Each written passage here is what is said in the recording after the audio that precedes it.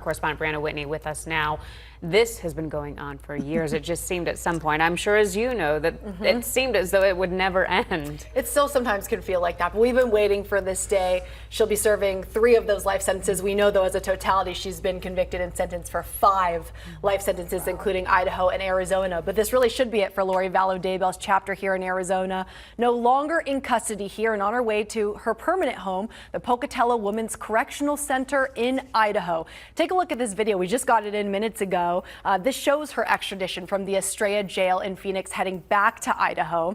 Now, the Maricopa County Sheriff's Office confirms their extradition unit flew her in their own plane up north. You can see her here. She was actually kind of all smiles in this moment specifically. You see this here? Yeah, she hasn't been outside. So she got outside, she looked up at the sky, started smiling like this was the first time she had seen sunlight. But she'll be heading to Idaho to serve the life sentences she was given first for the murders of her own kids, Tylee Ryan and JJ Vallow, and the death of her current husband, Chad Daybell's wife, Tammy. Now, she was sent to Arizona after to face 2 trials for murder conspiracy in the killing of her husband, Charles Vallow, and the attempted murder of her niece's ex-husband, Brandon Boudreaux. Unless a fluke happens in Idaho with appeals or something like that, she will likely never return here to Arizona. Now, officials had 30 days to send her back to Idaho after her trials here ended. It's been 3 weeks, so this was right on time. She is appealing her convictions here in Arizona, but the court has allowed her to appear virtually for the upcoming hearings.